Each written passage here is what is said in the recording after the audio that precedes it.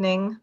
I'm Diane Sare, LaRouche independent candidate for U.S. Senate in New York, and this is the New York Symposium with Diane Sare. And we are going to have a really packed discussion this evening with a panel of experts on the question of marijuana, opioids, and the effect of the drug legalization, starting with marijuana legalization around the country, the bill that has just been passed in the state of New York, and what Senator Chuck Schumer is proposing to be passed throughout the whole United States, called the Marijuana Freedom and Opportunity Act. And if you have seen my press release on this, you'll see that I'm considering it basically the Slavery and Oppression Act, because if you think about economics from the standpoint of what actually generates wealth, it is not something you dig up out of the ground. It's not even labor, as Karl Marx said. It's actually human creativity. It's a discovery made in the mind of an individual, which, if you have a society that is appropriately tuned to appreciate that and absorb this, the society advances based on the discovery that was made. For example, if someone farming in Texas a few hundred years ago found a bunch of black gooky gunk coming up out of the ground, that would have been seen as a total disaster to agriculture. Once we figured out how to use heat-powered machines and petroleum, this suddenly became a very important resource.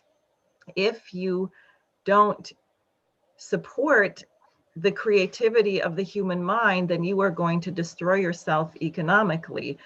Now, there's a big difference between physical economy and money. And what we've been doing since the crash of 2008 is printing a huge amount of money, which has caused a massive increase in the cost of living for most people, which is not commensurate with the income that most people are getting.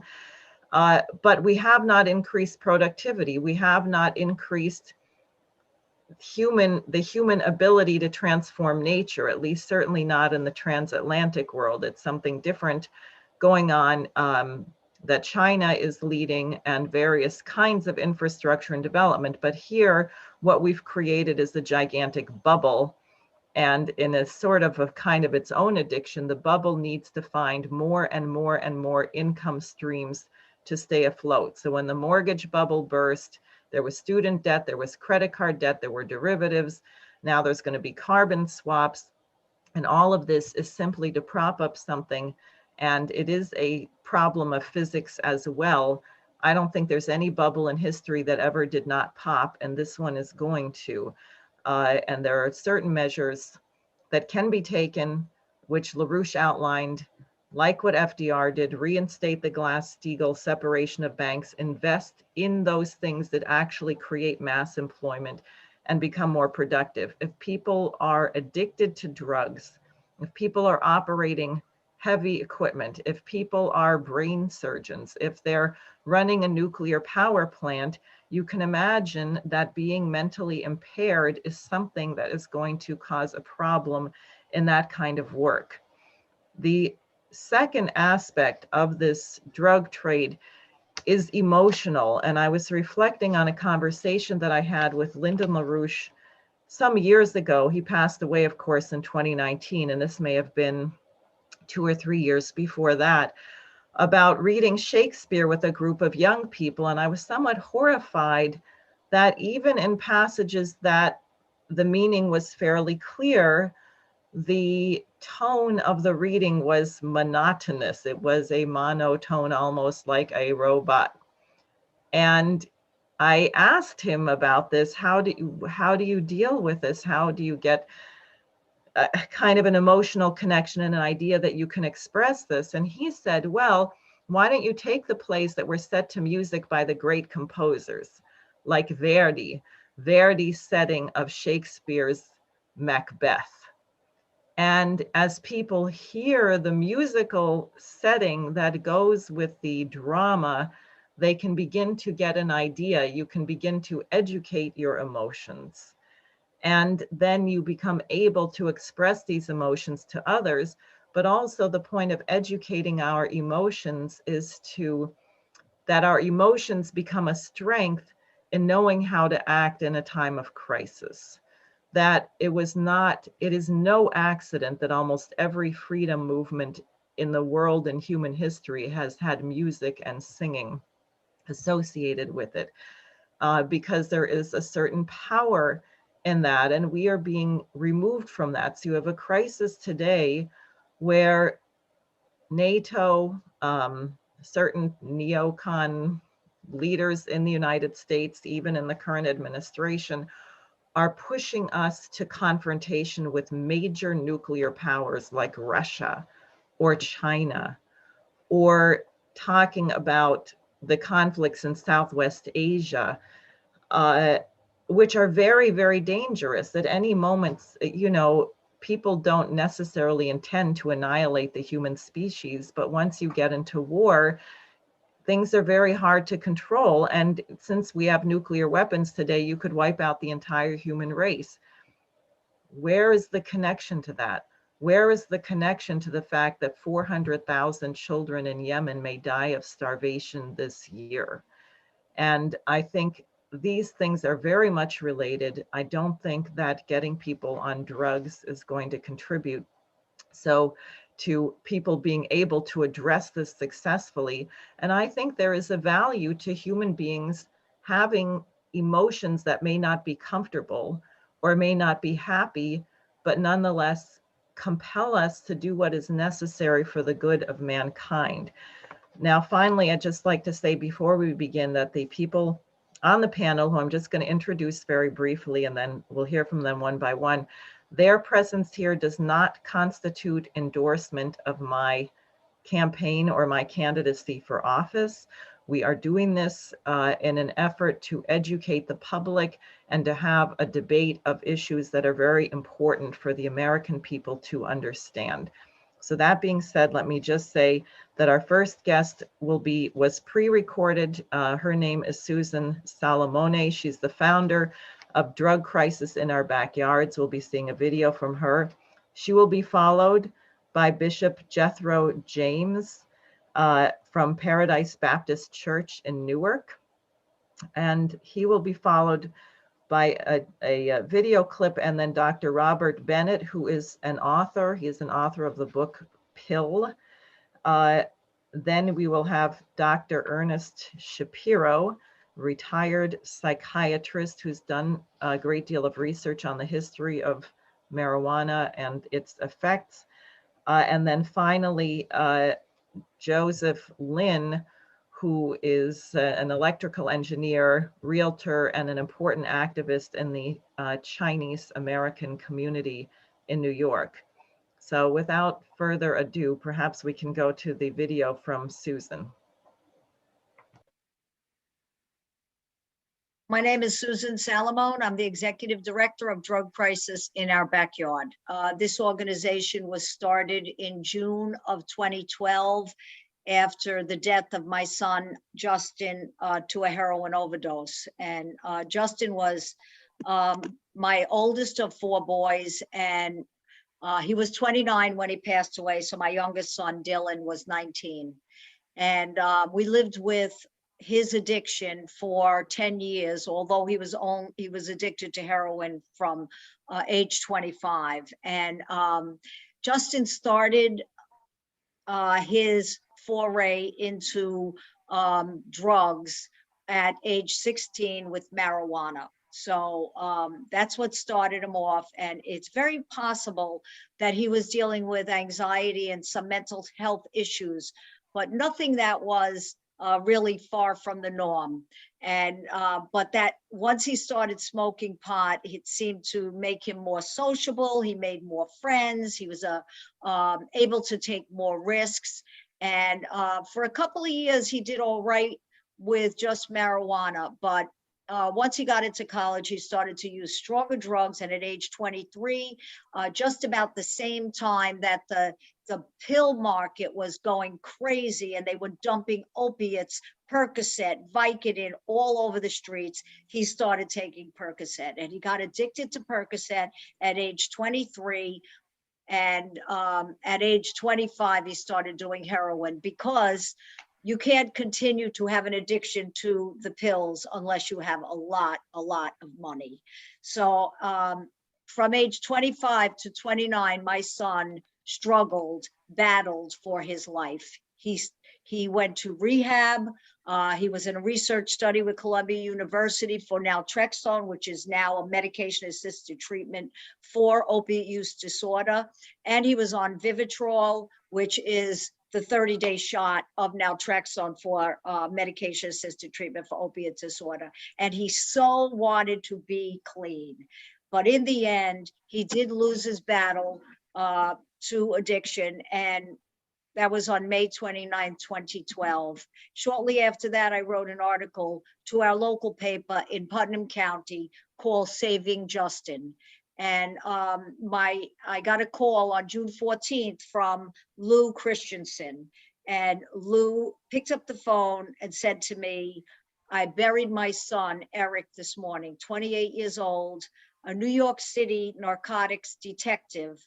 And we got together, Lou, Carol, my husband, Steve, and I, and we started Drug Crisis in our backyard.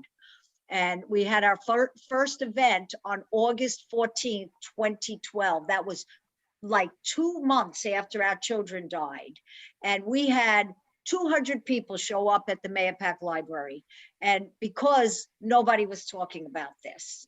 And since then, we up until COVID, we have been presenting in Westchester and Putnam County. I know a lot of people in the city. I'm involved with groups in the city, and our mission is to help families struggling with addiction and help those at risk to find services. Great. I have a question already, because people are going to say, well, but we're just talking about marijuana. What would your response be? Okay, so I'd like to say I cannot even wrap my head around the fact that they legalized marijuana anywhere, because marijuana is not everyone's going to get addicted to it, but there are people that are going to get addicted to it. And the comorbidity of mental health and substance use with marijuana being legalized, we really are in trouble now. My son started with marijuana, and I work with a lot of parents. I work with families every single day, and not one of them, they all tell me my son, and it's mostly sons, sometimes it's a daughter, but it's mostly boys, started with marijuana. And it seems to be, and I don't want to use this word because everybody says, well, it's not the right word, but I'm going to use it anyway. It's a gateway drug, as is tobacco. So, well, then let me ask you another question. People are going to say, well, then what about tobacco? Yes, we are. I'm against tobacco too. Just because it's legal doesn't mean that it's good. It is legal already. But for them to legalize marijuana, another addictive substance, when you've already got tobacco and now you have vaping, which is crazy and wild in the middle schools and the high schools, and now you're going to bring tobacco, and now you're going to bring marijuana on the scene. It really is, just because there's tobacco there already and alcohol there already, it doesn't mean that marijuana is okay, because that's what the kids think. Right now, the kids think, well, it's legal, and I mean the young kids. So I think this is a really important point, which came up on a press conference I heard, which is teachers and others who work with children were saying, if you make it legal, that sends a message that it's safe. Do you agree with that? Absolutely. It's Diane, it goes right back to the pills, okay? The pills, the doctors were prescribing these opiates for people. And my girlfriend, Carol, who we started this, I mean, we weren't friends before we started Drug Crisis, but when she tells her story, she says, my son, Eric, came to me and said, I got this prescription from the doctor. I think I'm addicted to these pills. And my girlfriend said, but the doctor gave them to you. Okay, so it doesn't mean they're safe, and we know now they're not safe. The opiate settlement that is currently in place from McKinsey, Purdue Pharma, J&J, they are paying a price for legalizing those opiates. There's no question that they have opened Pandora's box. So just because the kids are saying they think it's safe, it isn't safe. Marijuana nor opiates. Would you hazard a guess, or have you looked at other states where they've legalized marijuana in terms of how much legalizing it will increase the use of it among young people? Do you have any ideas on that? Yes, I have. I don't have any statistics. I don't have my paperwork with me, so I'm not a statistician. I'm really about the bigger picture. I know that in Colorado that youth use has skyrocketed, and along with that, mental health issues. And so I'm familiar with, or I have worked with Dr. Kevin Sabet, who is a Smart Approaches to Marijuana. And if you want to talk to someone who has a lot of statistics, I'll tell you, he can rattle them off. But, I know from Drug Crisis in Our Backyard is a fairly small organization, but we work with a lot of other nonprofits like mine that got started for the same reason mine got started. And they will tell you over and over and over again that once this is legalized, the younger people are going to start using. There's going to be more mental health issues, and more substance use problems because of it, more substance use disorder problems because of it. And you know what's amazing about the whole thing, Diane? The state is spending unbelievable amounts of money to get this opiate epidemic under control, and then they turn around and legalize marijuana. And it's like, I've heard all the reasons why, and I understand, well, you're going to have marijuana that isn't laced with anything, and you don't have to go to a drug dealer to buy it. And I've heard all of those, but all of that could have been just left in the medical marijuana field, because this is another Pandora's box. They don't even know what's going to happen, and they don't, because we don't know. Great. Thank you. So I'll go ahead to Bishop James, who I think has a few things to say also about what we're being told in the marijuana legislation, why we have to do this for social justice and things like that. Go ahead, Bishop. Thank you so much for having me, first of all.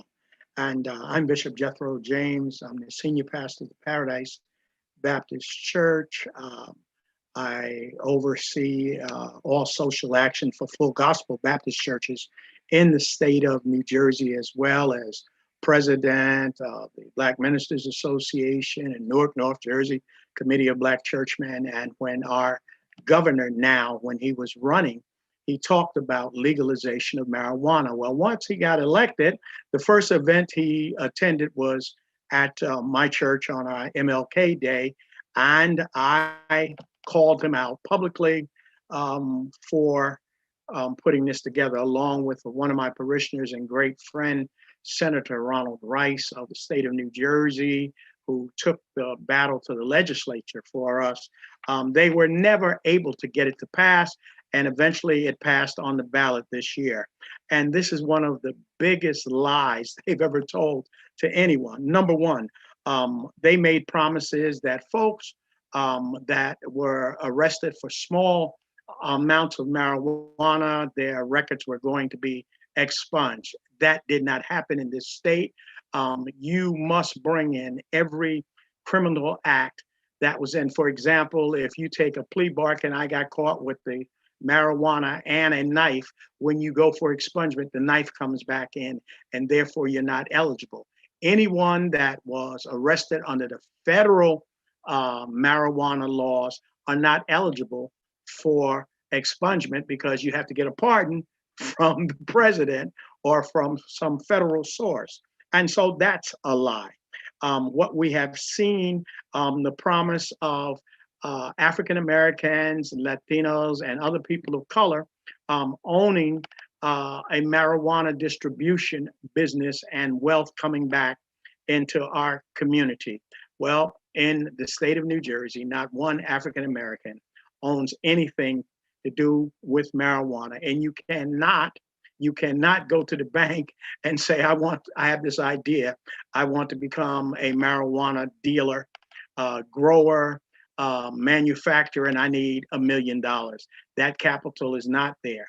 And to have the now president of the Senate,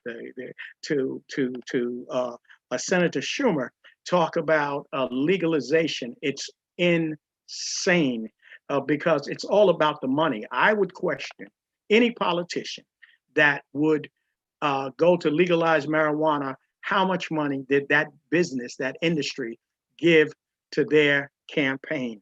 When we look at what has happened in New Jersey, the black market already is booming in New Jersey. It doesn't hit the front page of the newspapers, but we've had as many folk as just a recent bust, 10 duffel bags of marijuana coming to the inner city of Newark, going to a local hookah shop. And of course, with that much weight, as they say, of marijuana, he got busted by the federal government and it hasn't hit our streets. The black market will function. But what are the things that we're looking at that has already happened in New Jersey? In New Jersey, every mother that gives birth, her and her baby are tested for federally banned substance. And if you are found with that substance in your system, you now have a child welfare case filed against you. Just recently, young lady who was a school teacher had a baby. The baby was suffering from THC addiction. Of course, if you have a child welfare case against you, you must notify the employer, especially if you work around children. Well, she wasn't a tenured teacher. They notified the school board and school because she would be put in what we call the rubber room. You can't be around children if you test positive for marijuana. They decided to let her go. She has filed a lawsuit and there's nothing she can do about it. But here's the tragedy. This baby has been taken out of the custody of the parents because they smoke legally in their house and given to the grandmother. And we're looking at the child's development. I heard someone say earlier, and they talked about what happens. We know that the brain of a child is not fully developed until he or she is well in their mid-20s. This smoke will create a problem with babies. And we see babies as young as 4 or 5 that are suffering with schizophrenia. That's real. I can't understand. There's promises. They talk about things that they won't do. The reality is that if you receive federal grants, if you receive food stamps, if you are caught smoking with marijuana legal in your state, you lose your food stamp subsidy for up to 5 months in the state of New Jersey. If you're living in federal housing, you lose your apartment. It's an automatic eviction. What happens to the mental health of those people that are out? I'm a representative with the Attorney General of this state on African community affairs. And the reality is, I asked the question, what happens to those that are employed in law enforcement and carry a weapon? You cannot carry a weapon if you smoke marijuana. That's a reality. And we know what's going on around the country with shootings and what's going on with police departments. We're looking at things that are amazing to me because the employment issue, random drug testing, law enforcement officers, random drug testing. And I heard you say earlier about a crane operator. I'm a retired executive from Public Service Electric and Gas Company. Part of that testing, they have random testing. You will not be working a crane. You will not be putting in a 10 kV line in the street because you're a danger. You will not work at the airports.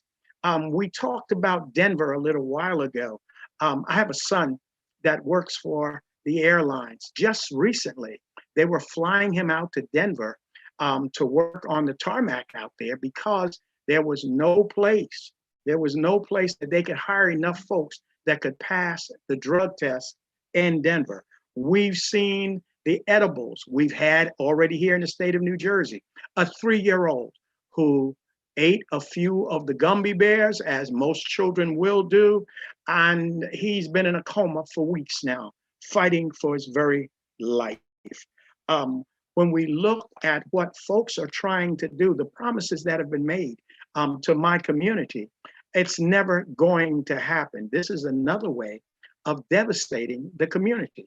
We're spending billions of dollars now around this nation saying, stop smoking tobacco products, stop chewing tobacco products. And it's amazing to me that the medical societies of this country have already identified that, as a matter of fact, in the New England Journal of Medicine, they published an issue that said if you constantly smoke marijuana, you will probably have your first heart attack or stroke before you're 35 years old. For young men who start smoking at an early age, around 16 or 17, by the time you're 25, it's a good possibility you will never be able to father a child because of what the THC does to your reproductive organs. We're not having those kinds of conversation. We're not talking about safety issues dealing with marijuana in New Jersey. By the way, we have one of the highest insurance rates in the country. In the country, your insurance rates are determined by your zip code. So if you live in an urban area, the insurance is much higher. If you smoke marijuana, I've talked to some of the insurance carriers from the 1,000-foot level, and they've said to me, Bishop, if you live in an urban area, we're going to ask for a minimal of 10 to 15% increase in your auto insurance. I think that talks about the safety issues. And then not just law enforcement, we've seen something that has happened in the medical field in New Jersey. We talk about cheating the government. We've had a doctor in the city of Trenton prescribe medical marijuana, and we're not even against the medical piece of it, medical marijuana, to the point of $1 million in 1 month, which sent up a flag, and of course, he was arrested for that. And so there's plenty of abuse to go around. And then when we hear someone Bishop? like, yes, ma'am. Just if you could wrap up in 30 seconds and we'll get more in the Yes, discussion. ma'am. This is fascinating. Right. All I'm saying is that we shouldn't confuse fighting for justice when we enable behaviors that lead to the destruction of individuals and families. Thank you. Thank you very much. That was very clear. So we're just going to briefly go to an excerpt of this film, and that'll be followed by Dr. Bennett.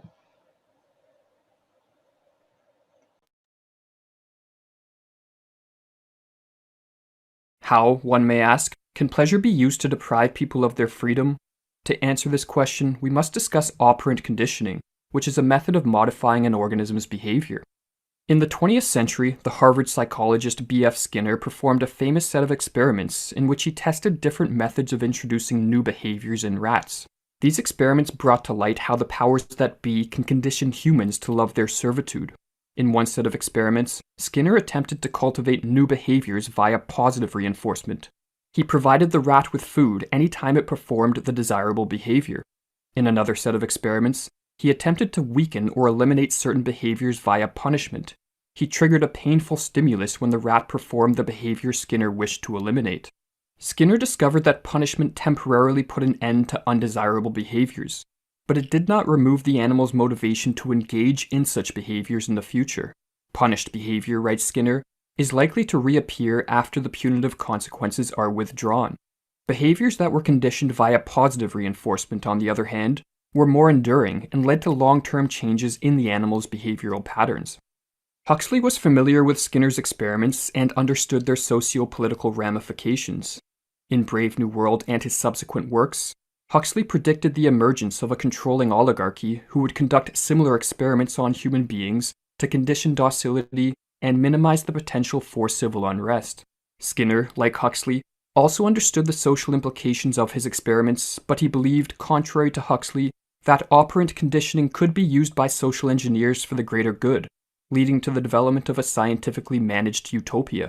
The following passage from Skinner's book Walden 2, however, reveals that such mass conditioning would in reality make possible a pernicious form of tyranny, one in which the masses would be enslaved, yet feel themselves to be free.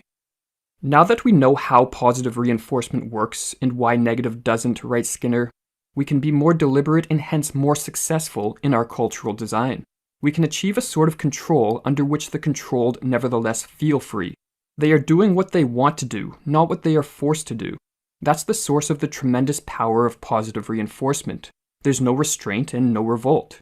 By a careful design, we control not the final behavior, but the inclination to behave, the motives, the desires, the wishes. The curious thing is that in that case, the question of freedom never arises.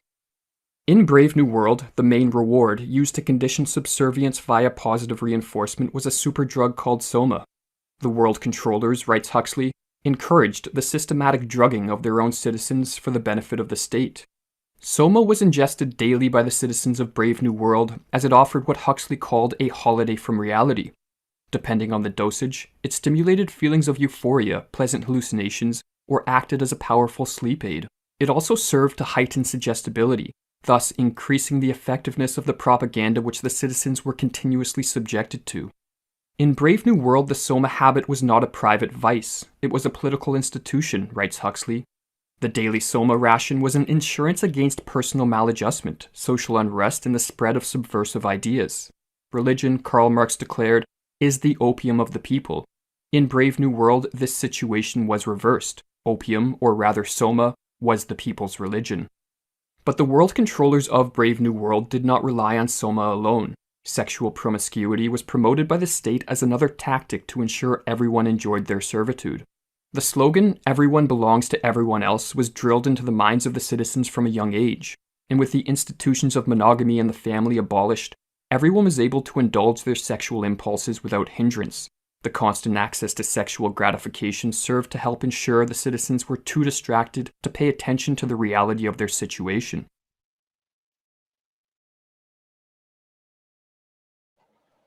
Great. Dr. Bennett, if you'd like to go ahead.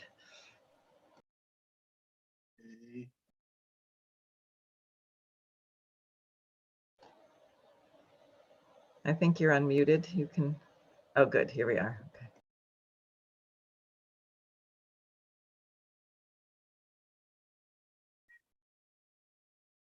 Can you hear me now? Yes. Okay. So I'm going to talk about my book Pill, which is part of Bloomsbury's Object Lessons series. What this is a series of rather short books about different objects. Some of them are very concrete, like a golf ball or a cigarette lighter or a hamburger. And some of them are more abstract, like dust or a whale song or silence. But in each of these books, the author focuses on a particular object and explores it in depth.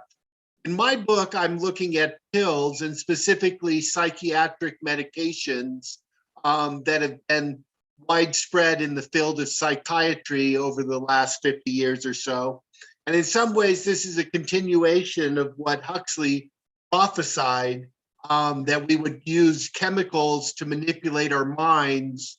Now, obviously, in these cases, many times people have serious mental illnesses that need to be controlled by pills, but oftentimes we also use pills to control a wide variety of sort of everyday situations, as simple as being afraid on an airplane or being nervous at a cocktail party. My central thesis is that medications, from the smallest to the most significant, constitute a profoundly significant aspect of life in the modern world, And so we need to think about them a little bit more deeply than we often do. And the first thing that I point out is the ubiquity of psychotropic pills. And I argue that there's nothing that alters the human mind on a global scale as profoundly or pervasively as the psychotropic medications found in common everyday pills. But we also see that recreational drugs such as marijuana are similarly ubiquitous with the legalization in so many states and so much money being put into invested in them. In 2010, the global market for pharmaceuticals was more than the government bailout of the US economy.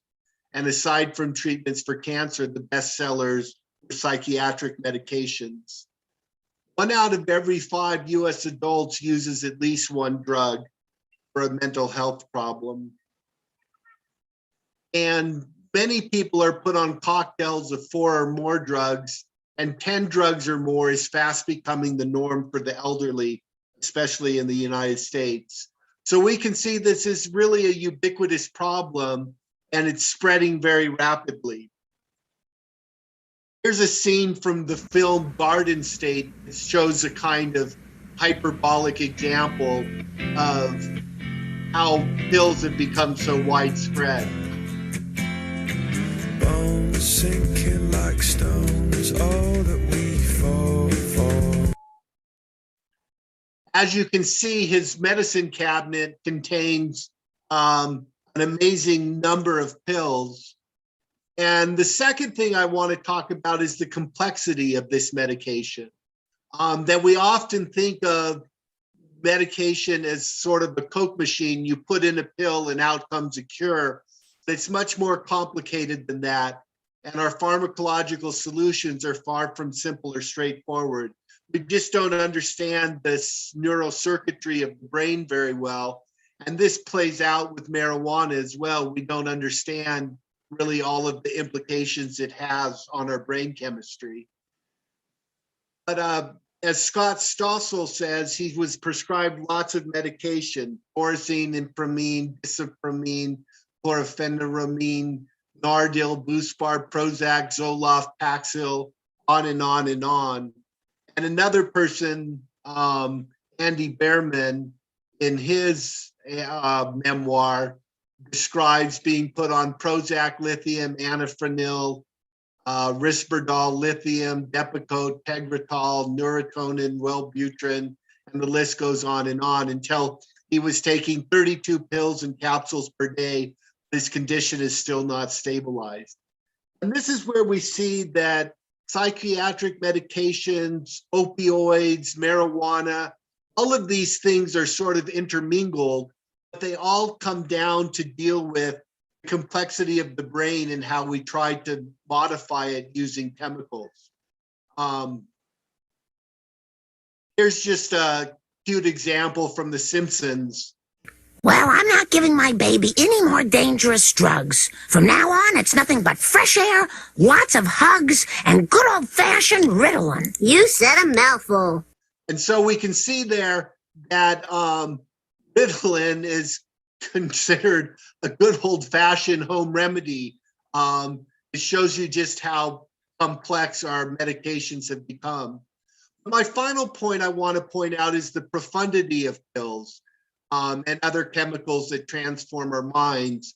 That these chemicals radically transform, modify, design, manipulate, mold, bend, twist, manufacture, and engineer our very identities. That they act on us at our most basic molecular neurochemistry and redefine the human subject and relocate the center of the self in the brain and the ways that we modify it with chemicals. That human identities are only bounded by and increasingly determined by the ever-expanding powers of simple pills.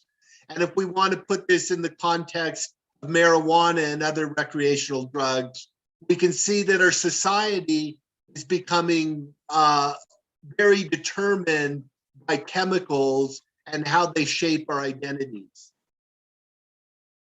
And so I'll conclude with the fundamental existential quandary of our age. What does it even mean to be a human self in a biochemically engineered age of ubiquitous psychiatric pills and other chemicals that alter our minds?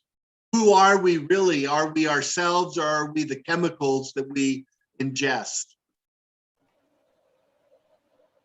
Great. Thank you. I think that's a good question, and I think it's a good also introduction to what Dr. Schapiro may have to tell us from his work on this. You're hearing me okay? Yeah. Okay, well, I'm going to just a couple of examples of, you have to raise a question, what kind of environment is the person in exposed to the marijuana? And how does that affect their response? And in other words, what are the vulnerabilities of the population that is now living in environment of legalized marijuana? And I want to take up two examples. Is that it's not generally known that in the beginning of the 20th century, there were international conferences to deal with the opium traffic, which has been run by the British Empire with great devastating impact in different parts of the world, especially China. But the problem, opiates were considered a problem all over the world, except by the British.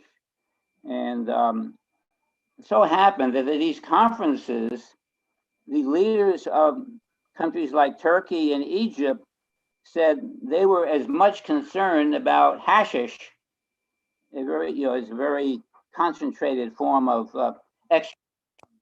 marijuana plant, the cannabis plant.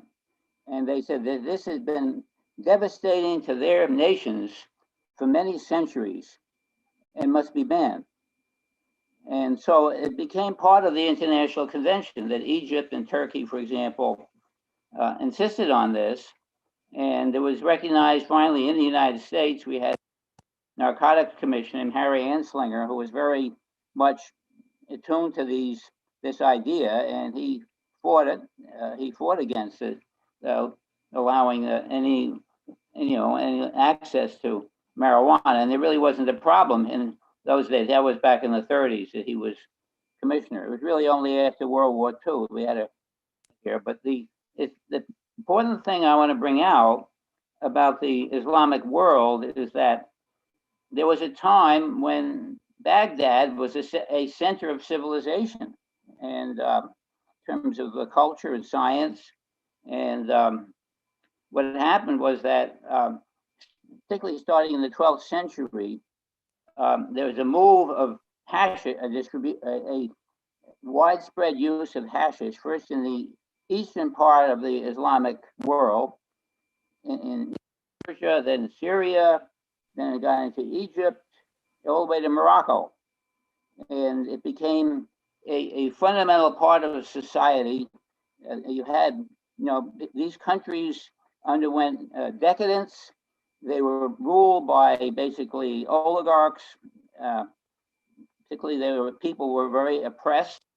Accordingly, particularly the poor people, laborers would regularly use marijuana, hashish, and there are hundreds of words in the vocabulary having to do with hashish. It was a fundamental part of the society, and there were, for a number of times, the rulers, either the Turks, Lukes, tried to eliminate it, to restrict it, because they saw more and more people were becoming dysfunctional in the society. They really didn't have a workforce, but they were not able to eradicate it.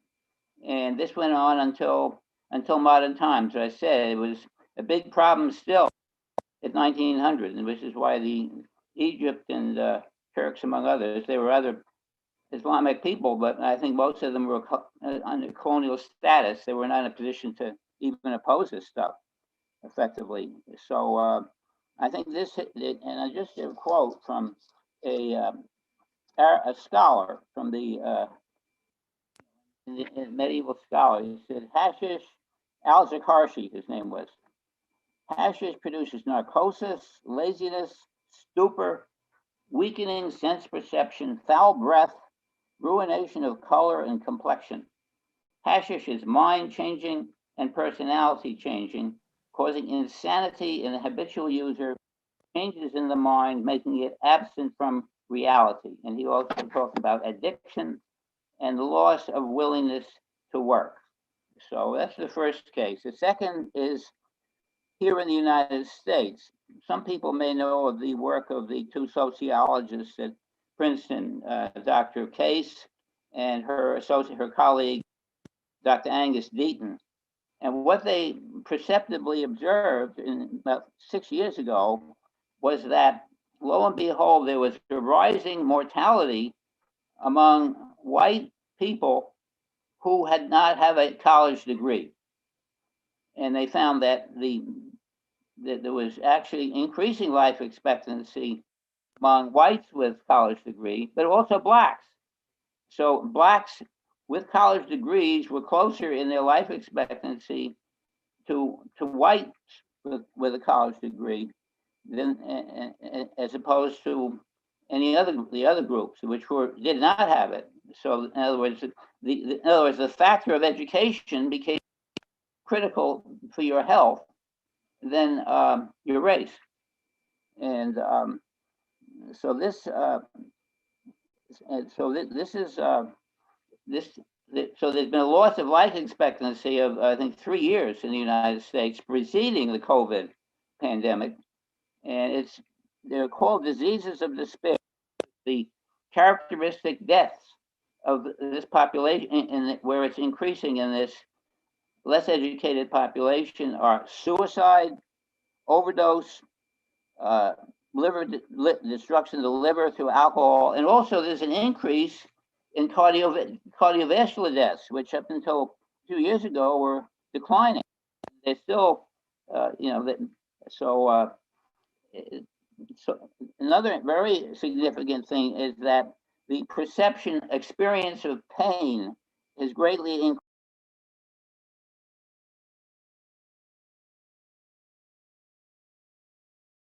Ernie, you muted yourself accidentally. There you go. Yeah, okay. So this perception of pain appears to be a consequence of this change in social status. I'll just mention an interesting figure. I think that 1980, if you did not have a college degree, your chances of being married at age 40 were 80%. Now it's 10%. So the social fabric is being ripped apart by this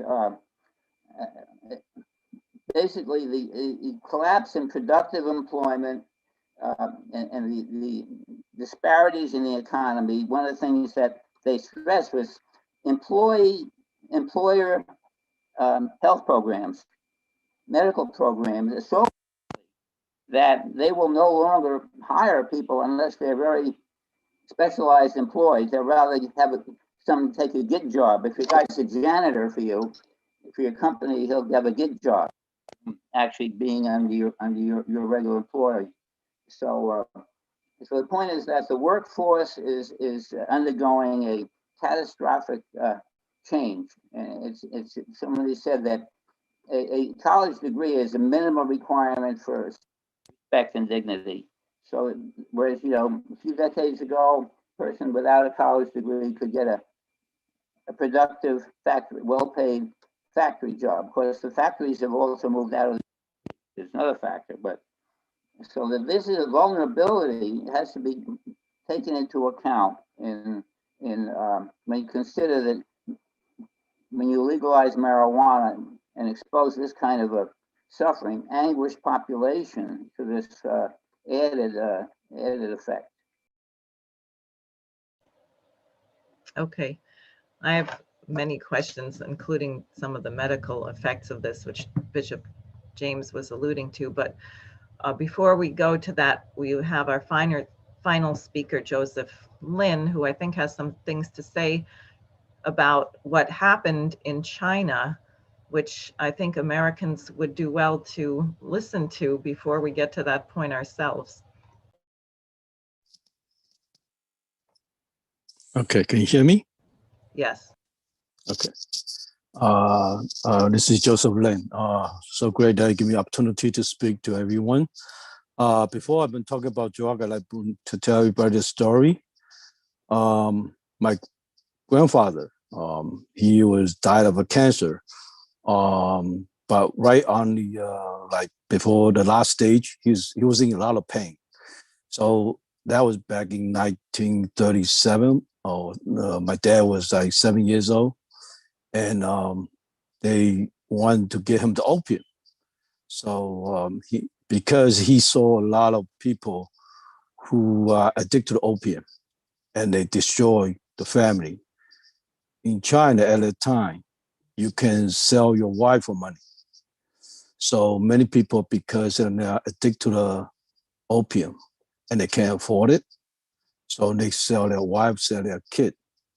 So opium, that's why when I tell my kids, I said there's two things you will never, ever do. One is gambling, the other one is drug. Because once you addict to them, you will become a different kind of person. Once you addict to the drug or you addict to the gambling, you will become a different person. You'll come home begging, lying for the money to support the addictive. Now, China was a very rich company.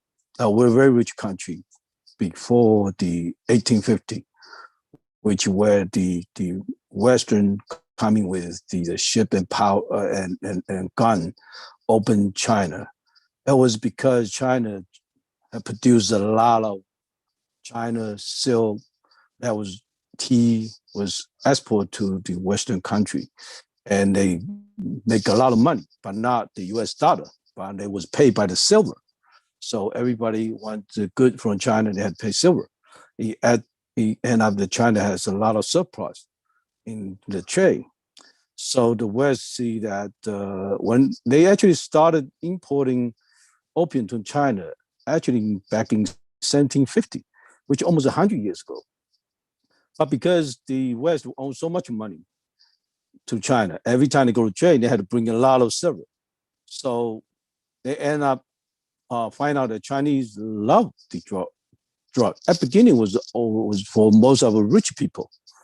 So by exporting the opium to China, he actually have China pay a lot of money.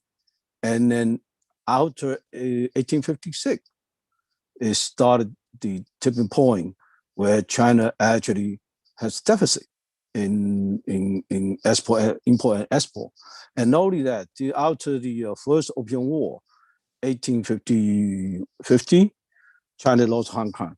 That's when they give the Hong Kong to British. And then by the 1860, they have a second war.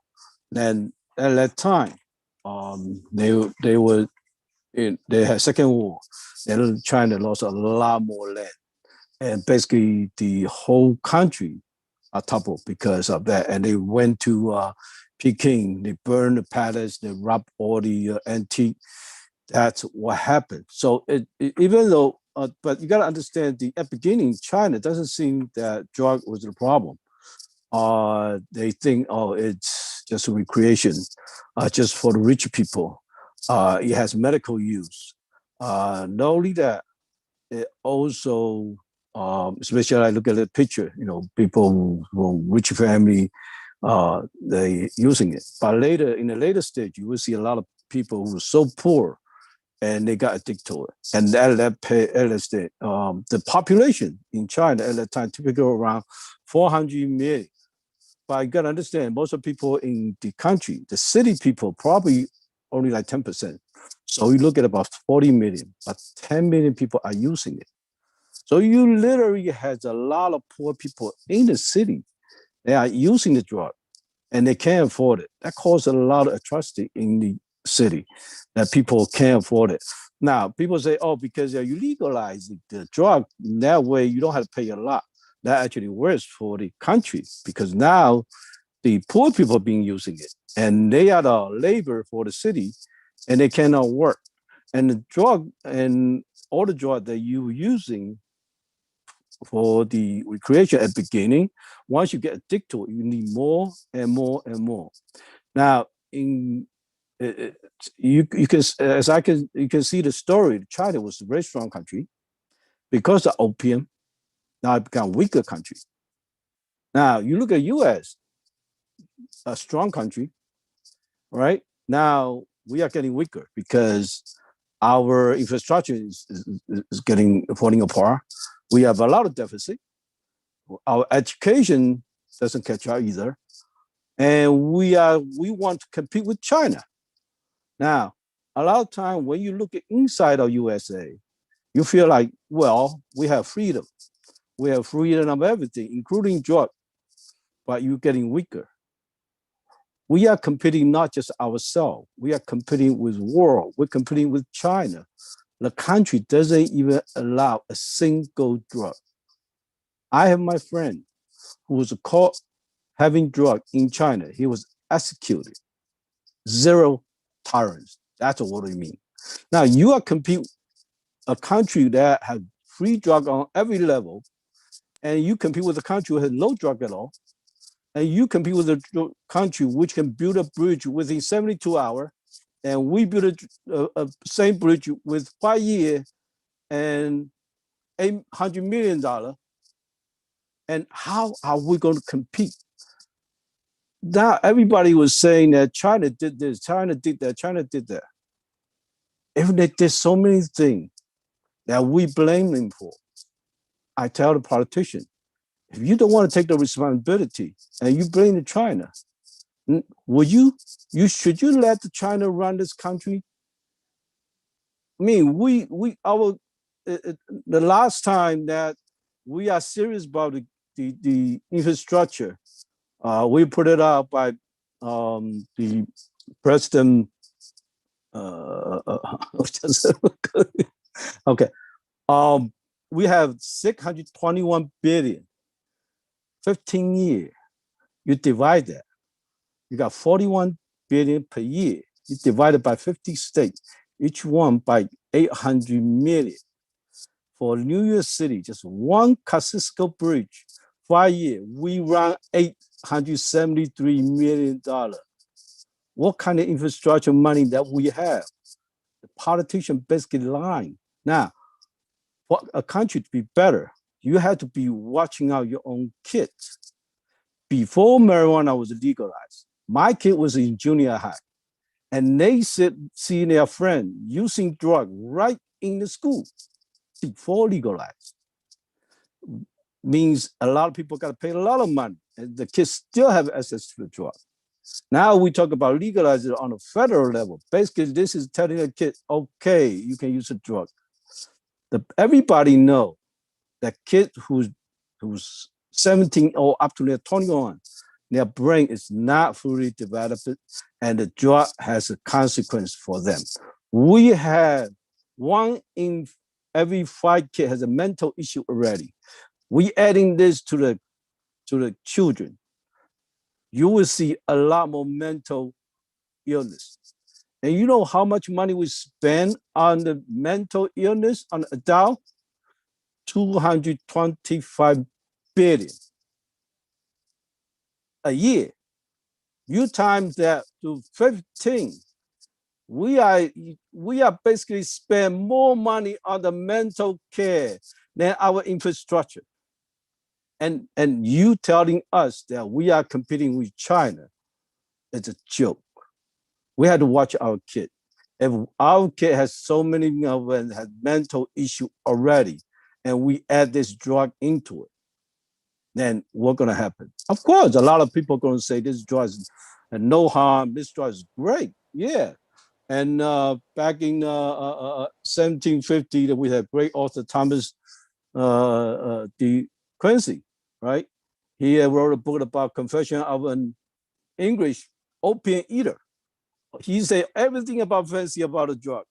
And we have a lot of research come out, everything fancy about drug. But I go to the bottom of it. If 1/10 of people can get addicted to it, and the kid can get addicted to it. And the mental problem is everybody know is going to causing it. Why do we want to legalize this drug? So there's no point, there's no gain for us. So now, a lot of people say it's cheaper. Yes, it's cheaper, but the economy doesn't go around it, because when you create a problem and you spend money to solve the problem, we are wasting the money and we don't have it because we run on a deficit already. So the warning is this: we don't have enough money for military. We don't have enough money to go abroad to compete with China building infrastructure. We don't even have enough money to build our infrastructure. Meanwhile, as a parent, we say to the kids, it's okay to use drugs. What kind of country I want our country to be? Joe? Nowadays, the politicians only care about their political correctness. They don't care about anything that needs to be done. So it's a wake-up call for everybody. We need to get off drug ASAP. Thank you. Great. Well, thank you very much. I think Dr. Schapiro is going to be back on. And one thing, just in case it wasn't very totally clear, what you were saying at the beginning is that your grandfather refused to take any opiates for pain because of what had happened during the opium wars in China. And I just wanted to share that I direct a chorus, and many of our musicians, the pianists who play with our chorus, are from China, not all of them, but I asked one of them, I said, do you have a drug problem in China? And he looked at me like I was crazy and said, no. And it's not the punishment. I mean, it's not just that it's illegal. He said, if anyone in China, and he said it has happened, a rock star or some big business star goes over to the West and they get photographed with a joint or a bong or something in hand, when they come back, they are completely ostracized. No one even wants to be seen with them. It's such a matter of pride because people have a memory of the humiliation of the country being destroyed from outside. And so you think of what we potentially would be doing to ourselves by these measures. Also, I'll just say I read a report from another one of my colleagues, Dr. Ned Rosinski, who said in Colorado, apparently there's a 250% increase of THC in young people who have committed suicide. So there clearly is a real relationship between marijuana addiction and suicide. And also from Kevin Sabat, apparently it's the case that in marijuana users who start over the age of 18, 1 out of 10 becomes addicted. But in users who begin under the age of 18, it's 1 in 6. And that in people who get addicted to the opioids and other drugs later, 98% of them started on marijuana first. So anyone who has anything to say, please jump in. Diane, if I may. Go ahead. I read a question on the chat. What about, they said social justice and people of color getting stopped for smoking a joint. Let me address that as what has happened in New Jersey. Number one, what they're doing now, if you're arrested for smoking a joint, you're given a ticket. They're fighting over how much the ticket is. In any state, if you get a traffic ticket and you don't pay it, a bench warrant is issued for you. It's the same thing. And so poor people are only getting poorer. But they're not arresting you now for marijuana because of the marijuana. You smoked your joint. And we just seen this in one of our most affluent counties here in New Jersey. They didn't arrest them for the marijuana. They arrested them because they became a disorderly person. And so this is the perfect mousetrap. when I sat at the governor's table and talked about the unemployment and what the numbers are going to look like, people losing their jobs and losing their homes, they responded to me by saying, Bishop, they'll have to decide, do they want to get high or do they want to work? And so there is no social justice. This is social injustice because it's a lie that was told. And as I said, to this day, no one has been let out of jail. And because most of the people that are in jail, you may go for the weekend for a joint, but if you have a long-term sentence, you were either selling to minors, selling in a place of worship, selling at a school, and you had what we call in the street weight. And so don't believe the lie, don't believe the hype. Wow. Yeah, it seems like there's a great injustice against people who are poor, and there's no interest in actually what it would take to lift society out of this situation as a whole. Dr. Bennett, do you have thoughts or questions or comments? Well, the one thing I would say is that we really need to think about psychiatric medications, marijuana, opioids, all of these on a kind of continuum, that they all interact with each other. I think so many youth in particular use marijuana to sort of self-medicate themselves for untreated mental health conditions, maybe as simple as anxiety. And so they're not getting the proper care that they should be getting with a licensed psychiatrist that could actually treat their conditions. And so many mental health conditions are exacerbated by marijuana that it really interferes with attempts by medical professionals to try to treat many of these conditions. And so I really see that there's a kind of web of these various chemicals, and we have a larger problem of how much we want to control our minds and really ourselves through chemical manipulation. And to a certain degree, we need to do this sometimes, but we're doing it on a scale that's so much more vast than is necessary, that it seems like it really is a kind of runaway train sort of problem. Yeah, I hate to think of where we're headed. Now, one of our AV people, Jose Vega, had a question that he wanted to ask. Jose, why don't you go ahead if you're there? Yes, I am here. Hi, I can be heard, of course, yeah? Yes. Okay, I'm really fascinated by this idea that you can make somebody a slave while yet they still think they're free. And this is something that I'm surrounded by, especially the people that I call my friends and people that I went to school with. I have a more specific question though, but I just wanted to preamble that because I think this is a reality that people are very well aware of. But my question is, during the 1960s, R.D. Laing had compared the effects of using psychedelics to schizophrenia.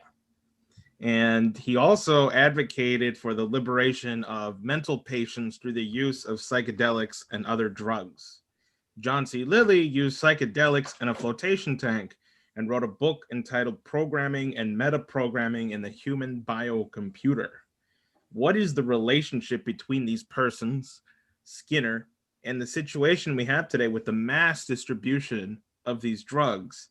When I say mass distribution, I was told that in New York City, and this is just an example of this mass distribution, that if you had gotten your vaccination card, you got your vaccine, you could go get a joint somewhere. And this was broadcasted on WNYC. This was broadcasted on public radio.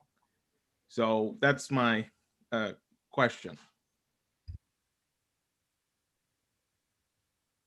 Well, anyone can take it. I'll just say one thing, which Dr. Schapiro had told me, and I think he's having trouble getting back in, but he said one of the effects apparently of marijuana, which I think alcohol is similar, but marijuana probably more intense, is your your ability to sense if you're in trouble or if something's going badly is greatly diminished. The more pot that you're on, the more you have a sense of well-being, even the worse your situation is, which would be part of this whole idea of thinking you're free when you're a slave. But go ahead of others.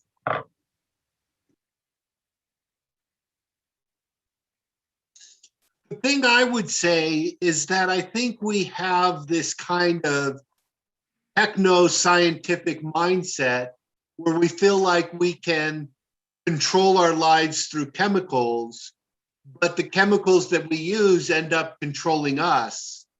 And that's where it's sort of the complexity of our minds we don't fully understand. And we think that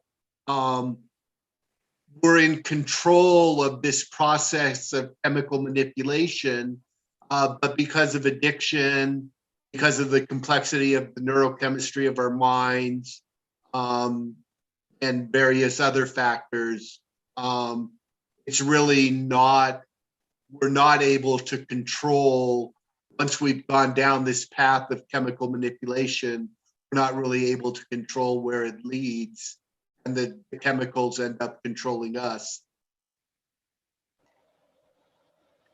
Allow me, if you will, just thinking about chattel slavery in this country and what would be the tool to keep you enslaved.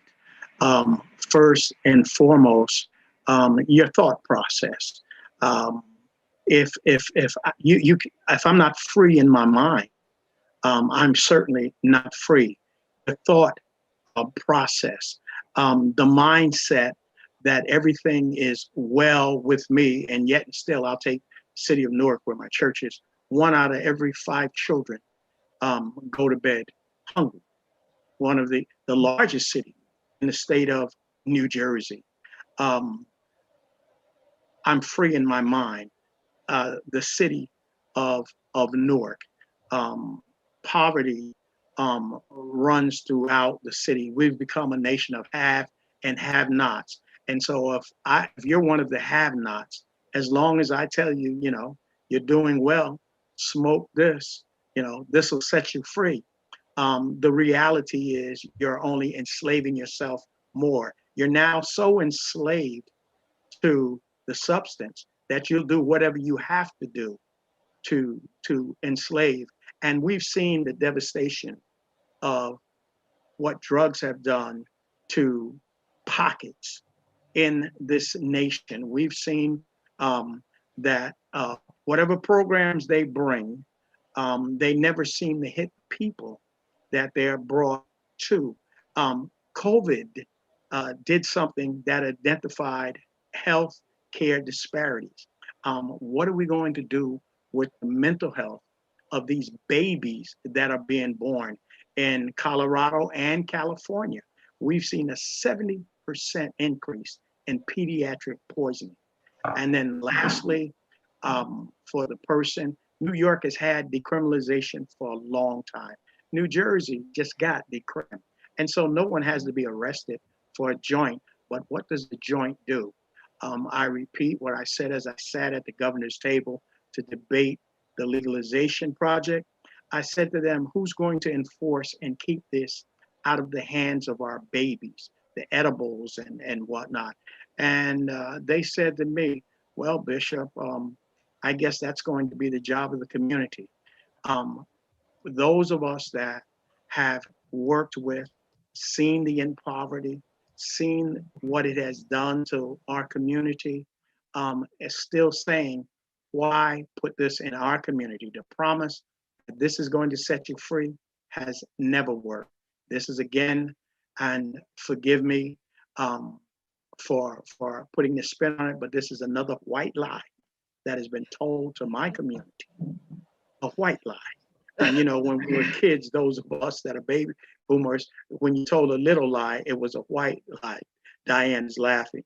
And so the reality is this is another white lie. And in 5 years, you're going to see the seeds that have been planted. we've lived through, and I've lived long enough to see white lies manifest themselves. What are you going to do in the neighborhood when 50, 60% are going to be unemployed because they can't pass a simple test? And then when it comes to this whole expungement thing, Diane, in the state of New Jersey, again, I'm a retiree, I'm a former executive from Public Service Electric and Gas Company. One of the things on the application was, have you ever been arrested? It doesn't say, have you ever been arrested and was expunged? If you have an expungement and say no, they have you for falsifying official records. Y'all, this is the perfect trap. This is a perfect way to keep you enslaved, to keep you in poverty, and your mind can't even be free because it's doped up. And I wonder why we called it dope, because there's another definition for the word dope. Well, thank you for, and I really appreciate this because it does demonstrate what a fraud this is, as people should suspect, because why would you expect the system that has been so unjust to this point to suddenly turn around and be concerned about justice? It's not. You would see a change. I wanted to reference a little bit about what Joseph Lin said vis-a-vis China, because I think Americans often don't think about how we look to people overseas. Now, President Xi Jinping, and actually starting at the end of the Cultural Revolution, there was a real commitment to lift China out of poverty. And they celebrated in 2020 the end of extreme poverty in that country, which they did not by sending out money or handing out checks, but by what he was describing, massive investment in building infrastructure, building new cities. And of course, you then need a workforce to do that. So I have to say, I hadn't thought in this way of how absurd it would appear to someone in China for the United States to say, we have to compete with China, we have to compete with China, and the first thing we're going to do is legalize drugs. After China went through the opium wars, saw the total destruction of that, knows what it means. And then you hear someone who can't, I think the Brooklyn Queens Expressway has been under construction for 35 years now, and some, to say, oh yeah, we're really going to compete. We're going to forget it. I mean, that just looks completely insane. Well, Diane, one of the other things that on a radio show I did, I said, just imagine. And I have a daughter that lives in Atlanta, so I know Atlanta Hartfield from Newark is 2 hours and 22 minutes usually when I go see the grandkids. And imagine getting on the plane and the captain says, good morning, thank you for flying ABC Airlines. The weather in Atlanta is 80 and the wind is from the northeast, and it's normally a 2 hour and 20-minute flight. However, I've had a good cup of coffee and a joint. Let's push this puppy and see if we can make it an hour and 10 minutes. And I you know, we'd be jumping off the flight. Again, the unemployment in my community is going to be devastating, because if you have a CDL, forget about it. If you work for a major utility company, forget about it. Can't have any federal, you can never work on the ports. And I could go on and on and on with positions you can't teach in a school system. And because we are New Jersey, the largest transportation is the New Jersey Transit Authority. Trains, buses, subways, and you cannot work there if you have yourself a joint and a cup of coffee before you go to work. And so the reality is, it's another part of the white lie that has been told to the community about social justice. I repeat again, don't confuse fighting for justice with enabling behaviors that lead to destructions of individuals, families, and I'm going to add employment. Right, thank you. Dr. Schapiro, I see you just got back with us, and I just wanted to know if you have anything else that you'd like to say, also particularly about the marijuana-induced psychosis, because I've read, certainly there seems to be a certain pattern in terms of the kinds of crimes that are committed by people who have marijuana-induced psychosis, or anything else you want to say about the actual medical effects of this. Yes, well, there's a gentleman named Berenson wrote on violence committed by people under the influence of marijuana, and extraordinary serial murders. In other words, people just go berserk and start killing, that family members also. I mean, this is basically what marijuana does. It breaks down the functioning of the brain, the actual judgment, control of impulses, and it disrupts the functioning of the brain. Now, in terms of schizophrenia, okay, it's really frequent mental illness, and if a person takes marijuana and they become psychotic temporarily, they run a high risk that not before long they're going to actually have schizophrenia. In other words, it's a preamble to schizophrenia, you could say.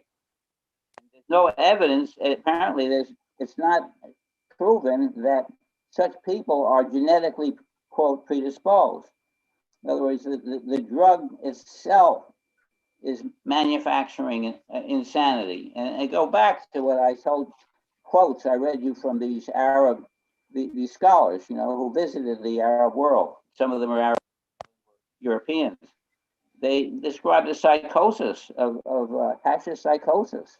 And the word tiff for hashish in Morocco means pleasant dreams, pleasant fantasies. So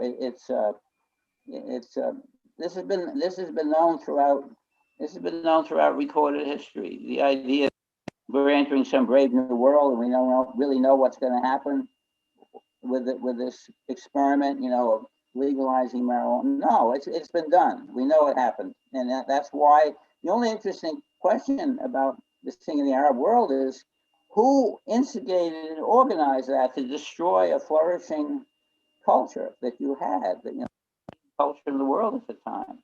When we were Europe was in the medieval condition. Who was behind that? There's no historian has recorded that, so we don't know the equivalent of the British, creating the Opium War and the British role in promoting drugs in the United States. We don't have that but it happened. Somebody schemed and did that. Yes. Joe, Lynn, did you have something you wanted to say? It's nice to see you again. Yes, a few more words about the Black community. I work in many communities because as a realtor, but when I go to Black community, they are hardest to hit. I see them using marijuana. This country keep saying about race injustice, but they only say they don't do nothing for the Black community. What's most important? The most important is the education. We don't have a good school for Black community. We don't give them daycare. The education started from kindergarten, not started at a college level where they say, okay, you go to college, that's it. That doesn't do that. It doesn't count on that. And we need a lot of investment. We put a lot of money into fighting war outside our country, but we don't put enough money into the Black community. And what I see, I work in Harlem. I see the bright kid who want to be educated, who want to go to school, but he was influenced by his brother, who was a drug dealer, who was thrown in jail. The moment his brother get into jail, he stepped into the jail. I was talking to him, I've been telling him, but the reason is that the government not doing enough. You will see a lot of kids running in the Black neighborhood in the summer, but you don't see that in the elite group of people who live in the upper Manhattan. You don't see that many new immigrant community. They're putting hard-earned money to have out kids staying into outer school. That's why the black kid lost out at the beginning of stage. That's why you're in the jail population, you have more black people. But the politicians only talk about color, but they never do anything for the black people. This is Amen. injustice. Amen. Amen. Politics is politricks. It sounds good, and to even have someone like an Eleanor Holmes Norton try to get legislation for Washington, D.C. I've been to Washington a few times. I've talked to some of the elected officials there. One of the things that they were telling me is that they have what I call, it's like the food trucks. They have marijuana trucks. They go to events in the Black community. They're not asking for anything to deal with the education or deal with identification is the word I'm looking for here. And they sell openly the edibles, the drinks now openly to folks that are young. It's amazing that when you think about the United Negro College Fund, they said a mine is a terrible thing to waste. And our children get their mine wasted. And I thank Mr. Lynn for what he has said, because we fight over real estate we don't own. We shoot each other. And I say this to my community. If Black lives really matter, then they've got to matter from the cradle to the gate to the grave. And we've got to make sure that our children are not addicted to drugs in their own home, that our children are not smelling not just secondhand cigarette smoke, but secondhand marijuana smoke. We've got to make sure that no other child takes an edible and is now fighting for his or her life because they ate a substance that their body could not handle. We've got to make sure that not what we're seeing in California and in Colorado, that they are having pediatric poisons at a tune of a 70% increase prior to the legalization. And so the reality, I thank Brother Lynn for being totally honest. And my grandmother had a saying. She didn't have a doctorate like me, and she couldn't. She said, "But heap see, but few know." In other words, what you're seeing, but what you really know. And those of us that God has allowed us to make it out of that same community. I grew up. We were not poor. We were poor. We only could afford PO. We couldn't afford the OR. But thanks be unto God, I had parents that had morals, they had convictions, and they understood the education was so important, but also that manners will take you further than money, and that you must have a moral value. And that is what is leaving the politics and the politicians, that there is no moral background. I'll close with this as a minister. The scripture simply says this, that righteousness helps all the people, but sin is a reproach to all people. But righteousness exalts the nation. God bless you. Thank you so much. Dr. Bennett, if you want to say anything in concluding, and then I have some thoughts to wrap up, but go ahead if you have something. I just want to thank you for having this roundtable. I think it's been a very good discussion, and get people to think about these issues. Thanks. Well, I really want to thank everybody who's participated here. It just shows that actually this is a very complex matter, but it's not unclear.